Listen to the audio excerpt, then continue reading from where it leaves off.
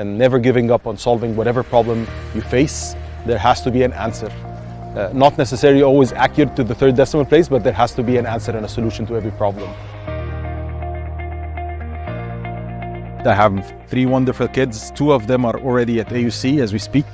One of them studying graphic design, almost done. The other one is a freshman intending to study economics. I'm so proud of them. I'm so happy that they're at AUC. Engineering it's a marvelous discipline. I mean, there is so much to learn from it. It's all about the science of how things work. It's just marvelous. So the passion part I've had ever since I was a kid, I still have to date, even though I can't claim that I worked as a mechanical engineer, but I love it to date. Being the CEO of Madinet Masr, I think it's no different than leading other companies. I've led a few of them, but again, leading a company of that heritage, of that influence in the urban fabric of this country is quite the thing.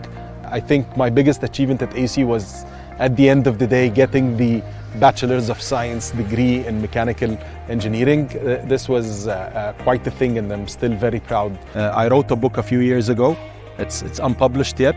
I'm very proud of this milestone. I've never thought I would write the book, but it sparked me in a moment that I have so much to tell and so much to give and tell people about my experience and my journey. I've learned what they call root cause analysis. Whenever you're faced with a problem, don't try to solve it superficially. Dig deep for the roots, and there are methods that we've learned in engineering. Dig deep for the roots and solve the root of the problem.